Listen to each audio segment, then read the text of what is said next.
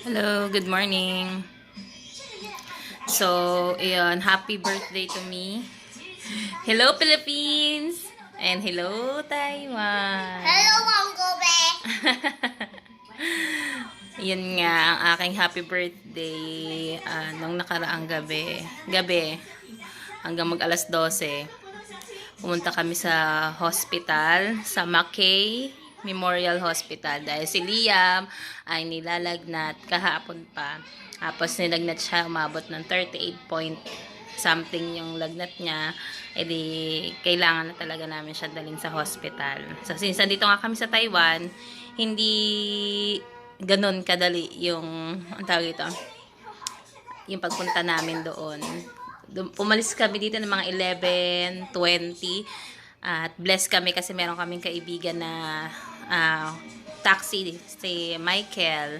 So, thank you, Michael. Kasi kahit gabi na sinamahan niya talaga kami dun sa hospital. Hindi niya lang kami sinamahan. Naging translator din namin siya doon. So, yun na nga. Chinek up si Liam. Tinignan yung mga, yung lungs niya, yung ears niya. Lahat chinek sa kanya. Tapos, yung throat niya, yun nga meron siyang viral infection. Tapos, kailangan niyang maggamot yung ubo niya. Parang ganun din sa atin sa Pilipinas. Ito yung gamot nila sa ubo. Pero, si Josel, humingi siya ng gamot na, ang tawag ito, yung may lasa talaga. Yan. Kasi si Lia mahirap siya painumin ng gamot. Guapen syrup. So, nakalagay dito, pag nagbigay pala sila ng gamot, merong sila, English translation. Nakalagay dito, take 3 cc 4 times a day, breakfast, lunch, dinner, and bedtime after meal for 3 days. Tapos, may mga precaution din sila nakalagay, naka-note. Store this medicine in cool location, not on fridge, and shake the syrup well before you take it. Drowsiness may occur during taking this medicine. Antitussive and mucolytic agent. So, mucolytic nga, pang ubo nga siya. Guaifenesin. Meron din ata sa atin ito, guaifenesin. Tapos, meron din binigay sa kanya antibiotic. 3 days niya rin iinumin. Ganito yung mga gamot nila, para mga juice. Tapos, nakalagay lang din siya sa plastic container.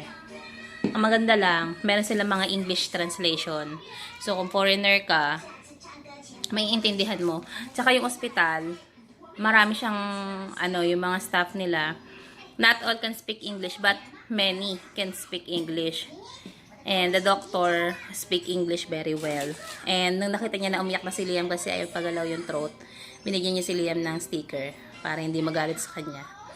Tapos nilalaro niya si Liam. So, nakakatuwa. Tapos dito pala, iba-iba yung gamot nila sa lagnat.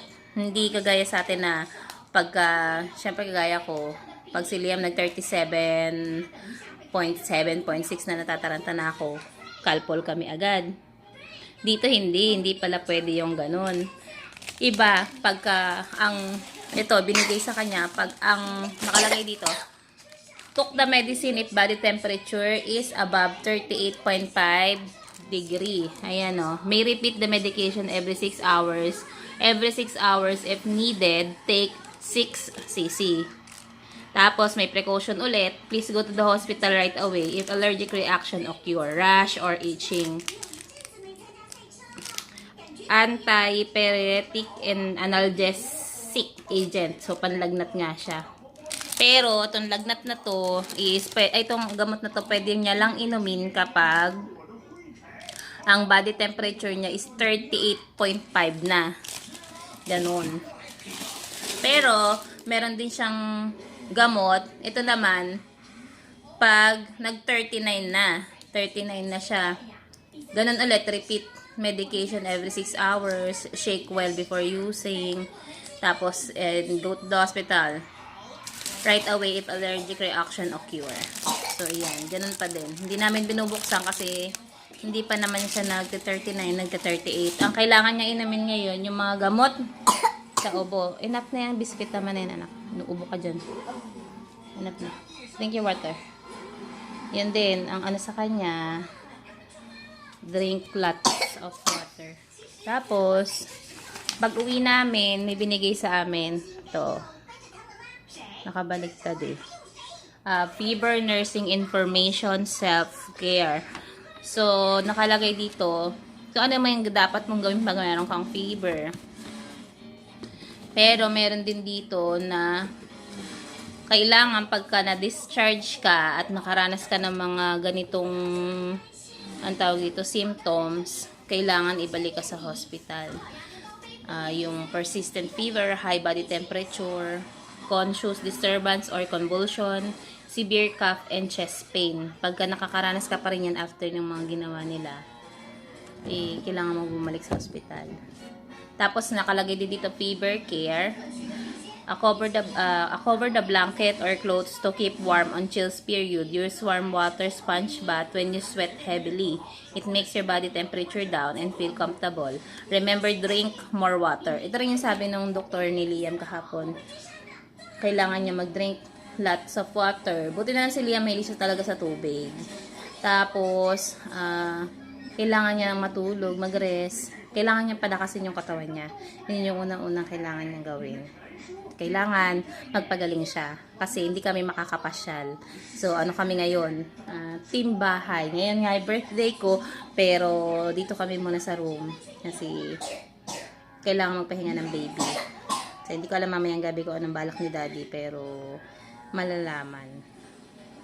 Tapos, please take prescribed medication. Dito, ano sila tawag ito, strict sila. Halimbawa, sinabi na ang kailangan mong inumin yung gamot na yan pag 38.5 lang yan. Kahit 38.4 na yung body temperature mo, hindi pwede.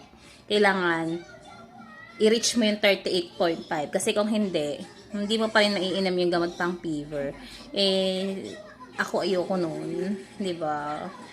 Takot ako sa ganun. Pero kailangan sumunod kasi nandito kami. And kung syempre, yung doktor na tumingin sa kanya, sila yung nakakaalam kung ano yung kailangan. So, yun. Tapos, ganun din, kagaya din ng pedya namin sa Pilipinas, nagbigay din sila ng telephone number. So, in any question, okay silang okay lang sa kanila na tawagan mo sila, magtanong ka sa kanila. Okay naman, mabait. Tsaka sila, tawag dito, maasikaso naman sila pagdating doon. Mabilis lang. Pagdating mo doon, yun, hinihian si Liam ng passport kasi nga foreigner siya dito sa, sa bansang to. Kailangan ng passport kasi kailangan ng ID niya. Tinanong lang kung daddy niya is working here. Ganon. Tapos ang binayaran namin pala doon sa ospital, nung pagdating namin doon, nung pag-check-in namin sa ospital, it's cold. Okay, we will turn off the aircon. Open the electric fan. Yun, ang binayaran namin 1,010 NT. Tapos, yun, para sa registration fee, diagnosis fee, tapos pharmacy service, 1,010. So, pag in-convert mo siya sa atin, times mo lang siya sa mga 1.5 bata ngayon, 1.6. So, more or less, mga 1,600 or less. Yan. Tapos, consultation yun. Tapos, pero mura lang yung gamot. Kaya okay lang. Kasi yung gamot nila, lahat na tong gamot niya, umabot lang kami ng 108. So, nasa magkano lang yan. Mga less than 200. Ganun. Or 200. Mga nasa ganyan lang. Kasi 1 point something lang naman din yung conversion. So, okay lang. Parang lang din. Sa Pilipinas naman, ang check-up sa atin, diba, 500, 400. Sa gamot ka naman talaga, mamumblema dahil minsan maabot din talaga ng 2,000, 3,000, ganyan. Ay, 3,000. Mga libo-libo din, naabot ng gamot. Depende kung ano sakit. Kaya, parang parehas lang din. At blessed lang din kami kasi kahit late na kagabi, yung kaibigan nga namin na taxi dito, si Michael, dinala niya pa din kami sa hospital. Nakatulog kami lahat ng matiwasay kasi yung baby namin, alam namin na clear yung lungs niya, clear naman yung sa ears niya, okay naman. Yung throat niya lang talaga namamaga kasi Pagka sobrang ubo niya, nasusuka na din siya. Kaya masakit na din yung lalamunan niya. Yan, meron na siyang mga gamot. And hopefully, i-take niya lahat yan para makagala na kami. Di ba ayaw mo vaccine, no? Kaya mag-ano ka, di ba? Mag-inom kang gamot, no? Kasi ayaw mo vaccine. Very good. Yan, drink lots of water. Oh, wawa baby. Pagaling ka ha. Yeah, watching TV. Dito meron naman siyang cable. Kasi ito pala yung aming view here. Para dyan sa mga friends namin sa Pilipinas. Makita nyo din. Maganda naman yung view namin dito. Teka, tour ko kayo. Ayan. So, ito yung aming hotel view. Oh. Ayan. So, iyon. Advice ko pala dun sa mga mommy na magta-travel with their baby. Tama na magdadala tayo palagi ng mga basic meds kahit saan tayo makarating. May mga bansa na nire-require nila na magdala ng resibo, tsaka minsan hinihingian nila ng ang tawag dito, reseta. Pero mga basic med, ako naman mga dala ko Biogesic, may dala akong cetirizine, tapos meron din kaming antibiotic, pero prescribe natin ng pedya ni Liam. Si Dr. Cruz, thank you po Doc. Kahit gabi nagre-reply po kayo sa akin. Kaya lang, syempre, kahit may mga basic meds ka, kung hindi na siya umuubra, tapos talagang medyo may lagnat na din talaga yung baby. At nasa ibang lugar din kayo, medyo mahirap.